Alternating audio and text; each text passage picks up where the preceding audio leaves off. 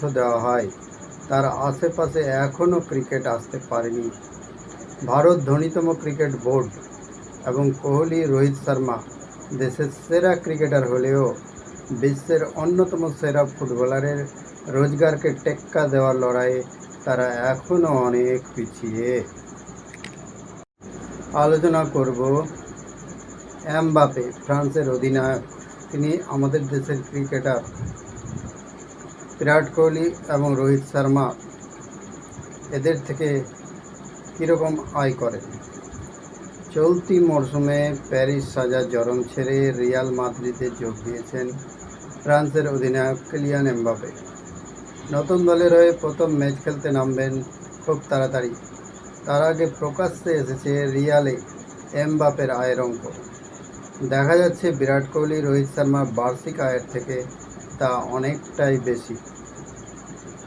একটি সংস্থার বিশ্লেষণ অনুযায়ী রোহিত, কোহলি আগামী মরশুমে যত রোজগার করবেন তার থেকে এমবাপের একার রোজগার অনেক বেশি।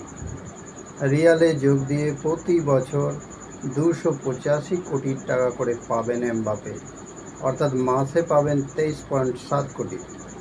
সেই সংখ্যা আরও ভাগ করলে দেখা যাচ্ছে এমবাপে দিনে 79 লক্ষ এবং মিনিটে 5,486 টাকা করে রোজগার করছেন। রোহিত, কোহলিরা বোর্ডের থেকে বার্ষিক 7 কোটি টাকা বেতন পান। এছাড়া আইপিএলের দলগুলির বেতন রয়েছে। রোহিত মুম্বাইয়ের থেকে 16 কোটি এবং কোহলি বেঙ্গালুরু থেকে 17 কোটি টাকা পান। দেশের হয়ে ম্যাচ খেলতে যাওয়ার ভাতা রয়েছে। সব মিলিয়েও কোনোভাবেই এমবাপের বেতনের ধারে কাছে নেই তারা। ক্রিকেট খেলে এখন রোজগারের পরিমাণ বাড়লেও বিদেশের ফুটবলে যে পরিমাণ অর্থ দেওয়া হয় তার আশেপাশে এখনও ক্রিকেট আসতে পারেনি। ভারত ধনীতম ক্রিকেট বোর্ড এবং কোহলি, রোহিত শর্মা দেশের সেরা ক্রিকেটার হলেও বিশ্বের অন্যতম সেরা ফুটবলারের রোজগারকে টেক্কা দেওয়ার লড়াইয়ে তারা এখনও অনেক পিছিয়ে।